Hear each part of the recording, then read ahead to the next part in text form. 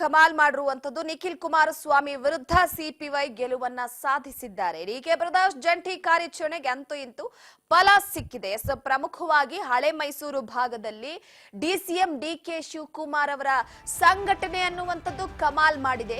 ನಿಖಿಲ್ ಕುಮಾರಸ್ವಾಮಿ ವಿರುದ್ಧ ಕಾಂಗ್ರೆಸ್ ಅಭ್ಯರ್ಥಿಯಾಗಿ ಸಿಪಿ ಯೋಗೇಶ್ವರ್ ಅವರು ಅಖಾಡಕ್ಕೆ ಧುಮುಕಿದ್ರು.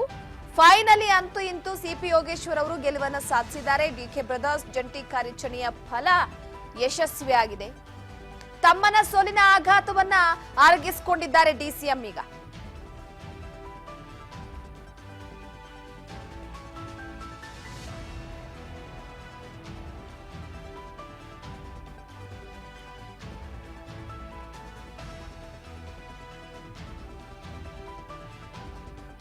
ಹಳೆ ಮೈಸೂರು ಭಾಗದಲ್ಲಿ ಡಿಸಿಎಂ ಡಿಕೆ ಶಿವಕುಮಾರ್ ಹಾಗೆ ಅವರ ಸಹೋದರ ಡಿಕೆ ಸುರೇಶ್ ವಿಧಾನಸಭಾ ಚುನಾವಣೆಯಲ್ಲಿ ಯಶಸ್ವಿಯಾಗಿದ್ರು. ಇದೀಗ ಉಪಚುನಾವಣೆಯಲ್ಲೂ ಕೂಡ ಯಶಸ್ವಿಯಾಗಿರುವಂತದ್ದು. ನಿಖಿಲ್ ಕುಮಾರಸ್ವಾಮಿ ವಿರುದ್ಧ ಸಿಪಿ ಯೋಗೇಶ್ವರ್ ಅವರ ನಡುವಿನ ಆ ಒಂದು ಹೋರಾಟ ಬಹಳ ಪ್ರತಿಷ್ಠೆಯ ಕಣವಾಗಿ ಮಾರ್ಪಟ್ಟಾಗಿತ್ತು. ಸೊ ನಾವು ಕೂಡ ಒಕ್ಕಲಿಗ ನಾಯಕರೇ ಅಂತ ತೋರಿಸಿಕೊಟ್ಟಿದ್ದಾರೆ ಡಿಕೆ ಬ್ರದರ್ಸ್. ಇಲ್ಲಿವರೆಗೂ ಕೂಡ ಎಚ್ ಡಿ ದೇವೇಗೌಡರು ಒಕ್ಕಲಿಗರ ನಾಯಕರಾಗಿದ್ರು. ಈಗ ಡಿಕೆ ಬ್ರದರ್ಸ್ ನಾವು ಒಕ್ಕಲಿಗ ನಾಯಕ ಎನ್ನುವಂಥದ್ದನ್ನ ತೋರಿಸಿಕೊಟ್ಟಿದ್ದಾರೆ.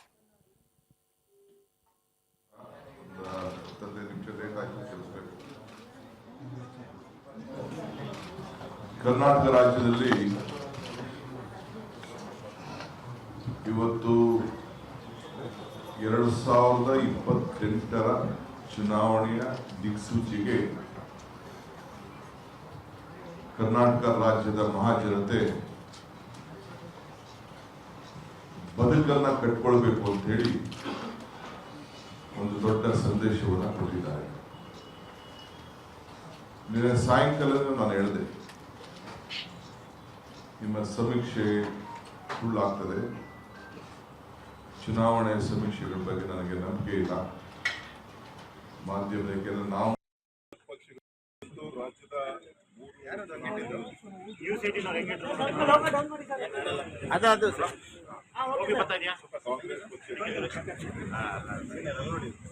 ಕಾಂಗ್ರೆಸ್ ಪಕ್ಷದ ಅಭ್ಯರ್ಥಿಗಳ ವಿರೋಧ ಪಕ್ಷಗಳ ಒಂದು ಗ್ಯಾರಂಟಿಗಳ ವಿರುದ್ಧ ಏನು ಪ್ರಹಾರ ಮಾಡ್ತಾ ಇದ್ರು,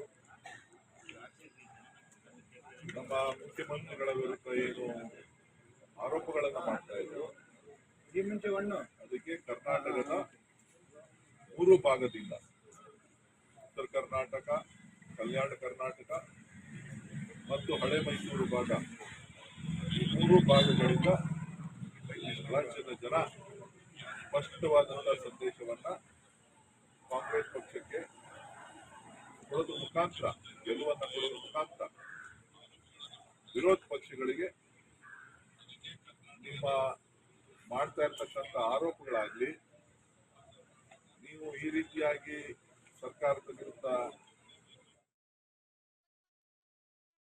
ಪ್ರತಿನಿಧಿ ಬಸವರಾಜ್ ಹೂಗಾರ್ ಸಂಪರ್ಕದಲ್ಲಿದ್ದಾರೆ. ಬಸವರಾಜ್, ಪ್ರಮುಖವಾಗಿ ಚನ್ನಪಟ್ಟಣದ ಪ್ರತಿಷ್ಠೆಯ ಕಣದಲ್ಲಿ ಅಂತೂ ಇಂತೂ ಫೈನಲಿ ಡಿಕೆ ಬ್ರದರ್ಸ್ ಅವರ ಈ ಒಂದು ನಾಯಕತ್ವ ಸಂಘಟನೆ ಅನ್ನುವಂಥದ್ದು ವರ್ಕೌಟ್ ಆಗಿ ನಾವು ಕೂಡ ಒಕ್ಕಲಿಗ ನಾಯಕ ಅನ್ನುವಂಥದ್ದನ್ನ ತೋರಿಸಿಕೊಡುವ ಮುಖಾಂತರವಾಗಿ ಇಡೀ ಗೌಡರ ಕುಟುಂಬಕ್ಕೆ ಟಾಂಗ್ ಕೊಟ್ಟಿದ್ದಾರೆ. ಈ ಬಗ್ಗೆ ಮಾಹಿತಿ ಕೊಡೋದಾದ್ರೆ ರೂಪ, ಏನು ರಾಜ್ಯದಲ್ಲಿ 3 ವಿಧಾನಸಭೆಗಳಿಗೆ ಉಪಚುನಾವಣೆ ನಡೀತು. ಆ 3 ವಿಧಾನಸಭಾ ಉಪಚುನಾವಣೆಗಳಲ್ಲಿ ಹೈ ವೋಲ್ಟೇಜ್ ಕ್ಷೇತ್ರವಾಗಿರ್ತಕ್ಕಂಥದ್ದು ಅದು ಚನ್ನಪಟ್ಟಣ ವಿಧಾನಸಭಾ ಕ್ಷೇತ್ರ. ಚನ್ನಪಟ್ಟಣ ವಿಧಾನಸಭಾ ಕ್ಷೇತ್ರದಲ್ಲಿ ಒಕ್ಕಲಿಗ ಮತಗಳು ಪ್ರಭಾವ ಇರ್ತಕ್ಕಂಥದ್ದು, ಪ್ರಾಬಲ್ಯ ಕೂಡ ಅದೇ ಸಮುದಾಯದ ಇರ್ತಕ್ಕಂಥದ್ದು. ಹಾಗಾಗಿ NDA ಅಭ್ಯರ್ಥಿಯಾಗಿರ್ತಕ್ಕಂಥ ನಿಖಿಲ್ ಕುಮಾರಸ್ವಾಮಿ ಅವರು ಕೂಡ ಒಂದು NDA ಅಭ್ಯರ್ಥಿಯಾಗಿ ಕಣಕ್ಕಿಳಿದಿರ್ತಕ್ಕಂಥದ್ದು. ಇತ್ತ ಕಾಂಗ್ರೆಸ್ ಅಭ್ಯರ್ಥಿಯಾಗಿ ಸಿಪಿ ಯೋಗೇಶ್ವರ್ ಅವರನ್ನ ಡಿಕೆ ಬ್ರದರ್ಸ್ ಅವರು ಕಣಕ್ಕಿಳಿಸಿದ್ರು. ಸೊ ಈ ಒಂದು ನಿಟ್ಟಿನಲ್ಲಿ ಒಕ್ಕಲಿಗ ಮತಗಳನ್ನ ಸೆಳೆಯುವಂತಹ ಪ್ರಯತ್ನಕ್ಕೆ ಒಂದ್ ಕಡೆ ಮಾಜಿ ಪ್ರಧಾನಿ ದೇವೇಗೌಡರು ಕೂಡ ಸ್ವತಃ ಅವರೇ ಫೀಲ್ಡ್ಗಿಳಿದು ಪ್ರಚಾರದ ಕಣದಲ್ಲಿ ಭಾಗಿಯಾಗಿದ್ರು. ಅದರಂತೆ ಕೇಂದ್ರ ಸಚಿವರಾಗಿರ್ತಕ್ಕಂಥ ಕುಮಾರಸ್ವಾಮಿ ಅವರು ಕೂಡ ಸಾಕಷ್ಟು ಶತಾಯಗತಾಯ ಪ್ರಯತ್ನ ಮಾಡಿದ್ರು.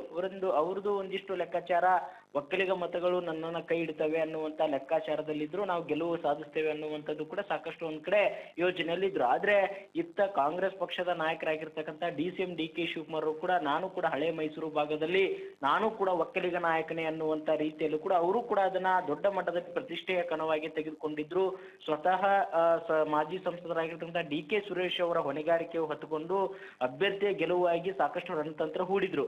DCM DK ಶಿವಕುಮಾರ್ ಅವರು ಏನು ಚುನಾವಣೆ ಘೋಷಣೆ ಆಗೋಕ್ಕಿಂತ ಮುಂಚಿತವಾಗಿ ಕೂಡ ಕ್ಷೇತ್ರದಲ್ಲಿ ಜನಸ್ಪಂದನ ಕಾರ್ಯಕ್ರಮ ಸೇರಿದಂತೆ ಹಲವು ಕಾರ್ಯಕ್ರಮಗಳ ಮುಖಾಂತರ ಜನರ ಜೊತೆ ಬೆರೆಯುವಂತ ಮುಖಾಂತರ ಸಾಕಷ್ಟು ತಂತ್ರಗಾರಿಕೆ ಹೂಡಿದ್ರು. ಚುನಾವಣಾ ಸಂದರ್ಭದಲ್ಲಿಯೂ ಕೂಡ ಒಂದಿಷ್ಟು ಹಳೆ ಮೈಸೂರು ಭಾಗದಲ್ಲಿ ಒಕ್ಕಲಿಗ ನಾಯಕರು ಯಾರು ಅನ್ನುವಂಥದ್ದು ಈ ಚುನಾವಣಾ ಫಲಿತಾಂಶ ಗೊತ್ತಾಗುತ್ತೆ ಅನ್ನುವಂತ ರೀತಿಯಲ್ಲೇ ರಾಜ್ಯ ರಾಜಕೀಯದಲ್ಲಿ ಚರ್ಚೆ ಆರಂಭಿಸಿತು. ಸೊ ಈ ಒಂದು ನಿಟ್ಟಿನಲ್ಲಿ ನಿನ್ನೆ ಬಂದಿರತಕ್ಕಂತ ಫಲಿತಾಂಶ ಏನಿದೆ, ಕಾಂಗ್ರೆಸ್ ಅಭ್ಯರ್ಥಿಯಾಗಿರ್ತಕ್ಕಂಥ CP ಯೋಗೇಶ್ವರ್ ಗೆಲುವು ಕಂಡಿದ್ದಾರೆ. ಇದರಿಂದ DCM DK ಶಿವಕುಮಾರ್ ಅವರು ಕೂಡ ನಾನು ಕೂಡ ಒಕ್ಕಲಿಗ ನಾಯಕನೇ ಅನ್ನುವಂತ ರೀತಿಯಲ್ಲೂ ಕೂಡ ಈಗ ಅವರು ಬಿರುದು ಕೂಡ ಬಂದಿದೆ ಅನ್ನುವಂಥದ್ದು ಕೂಡ ಕಾಂಗ್ರೆಸ್ ಪಕ್ಷದ ವಲಯದಲ್ಲೂ ಕೂಡ ಚರ್ಚೆ ಆಗ್ತಾ ಇದೆ. ಯಾಕಂತಂದ್ರೆ ಕುಮಾರಸ್ವಾಮಿ ಅವರ ಪುತ್ರ ಆಗಿರ್ತಕ್ಕಂಥ ನಿಖಿಲ್ ಕುಮಾರಸ್ವಾಮಿ ಅವರು ಗೆಲ್ತಾರೆ ಅನ್ನುವಂತ ಲೆಕ್ಕಾಚಾರದಲ್ಲಿ ಸಾಕಷ್ಟು ಒಂದಿಷ್ಟು ರಾಜಕೀಯವಾಗಿ ಮತ್ತೆ ಚುನಾವಣಾ ಪೂರ್ವ ಸಮೀಕ್ಷೆಗಳು ಕೂಡ ಅದೇ ರೀತಿಯಾಗಿ ಬಂದಿತ್ತು. ಆದ್ರೆ DK ಬ್ರದರ್ಸ್ ಅವರ ರಣತಂತ್ರ ಏನಿದೆ, ಒಕ್ಕಲಿಗ ಒಂದು ಸಮುದಾಯನೂ ಕೂಡ ಅವರು ಕೂಡ ಸೆಳೆಯುವಂತ ಪ್ರಯತ್ನ. ಯಾಕಂತಂದ್ರೆ CP ಯೋಗೇಶ್ವರ್ ಕೂಡ ಒಕ್ಕಲಿಗ ನಾಯಕ, ಮತ್ತೆ ಇನ್ನೊಂದು ಕಡೆ DK ಶಿವಕುಮಾರ್ ಮತ್ತೆ DK ಸುರೇಶ್ ಅವರು ಕೂಡ ಒಕ್ಕಲಿಗ ನಾಯಕರು. ಹಾಗಾಗಿ ಕುಮಾರಸ್ವಾಮಿ ಅವರ ವಿರುದ್ಧ, ಕುಮಾರಸ್ವಾಮಿ ಪುತ್ರನ ವಿರುದ್ಧವಾಗಿ ಸ್ಪರ್ಧೆ ಮಾಡಿರ್ತಕ್ಕಂಥ CP ಯೋಗೇಶ್ವರ್ ಗೆಲುವು ಸಾಧಿಸುವಲ್ಲಿ DK ಬ್ರದರ್ಸ್ ಹೆಚ್ಚಿನ ಮಹತ್ವ ಪಡೆದುಕೊಂಡಿದ್ದಾರೆ. ಹಾಗಾಗಿ DK ಶಿವಕುಮಾರ್ ಅವರಿಗೆ ಮತ್ತಷ್ಟು ಆನೆ ಬಲ ಬಂದಂತಾಗಿದೆ ಅಂತ ಚರ್ಚೆ ಆಗ್ತಾ ಇದೆ. ರೂಪಾ, ಇದ್ರ ಜೊತೆಗೆ ನೋಡಿ, ಒಂದ್ ಕಡೆ ಇದೇ ಸಂದರ್ಭದಲ್ಲಿ ಈಗ ಚನ್ನಪಟ್ಟಣ ಕ್ಷೇತ್ರದಲ್ಲಿ ಒಂದು DK ಶಿವಕುಮಾರ್ ಅವರು ಅದೇ ಕ್ಷೇತ್ರವನ್ನ ಸೆಲೆಕ್ಟ್ ಮಾಡ್ಕೊಳ್ಳೋದಕ್ಕೂ ಕೂಡ ಕಾರಣ ಇದೆ. HD ದೇವೇಗೌಡರ ಪುತ್ರನನ್ನ ಸೋಲಿಸುವ HD ಕುಮಾರಸ್ವಾಮಿ ಅವರ ಪುತ್ರನನ್ನ ಸೋಲಿಸುವಂತಹ ವಿಚಾರವಾಗಿ. ಆದ್ರೆ ಎಲ್ಲೋ ಒಂದು ಕಡೆ ಈ ಜಿದ್ದಾಟದಲ್ಲಿ ಒಕ್ಕಲಿಗ ನಾಯಕ ಯಾರು ಅನ್ನುವಂಥದ್ದು ಕೂಡ ಪ್ರಶ್ನೆ ಉದ್ಭವ ಆಗಿತ್ತು. ಆದ್ರೆ ಫೈನಲಿ ಮೂರೂ ಕ್ಷೇತ್ರದಲ್ಲೂ ಕೂಡ ಕಾಂಗ್ರೆಸ್ ಭರ್ಜರಿ ಜಯ ಸಾಧಿಸಿತ್ತು, ಯಾರು ಅಂದುಕೊಂಡಿರ್ಲಿಲ್ಲ. ಸೊ ಎಲ್ಲೋ ಒಂದು ಕಡೆ ಶಿಗ್ಗಾವಿಯಲ್ಲಾದ್ರೂ ಕೂಡ ಬಿಜೆಪಿ ಬರಬಹುದು ಅನ್ನುವಂತಹ ನಿರೀಕ್ಷೆ ಇತ್ತು.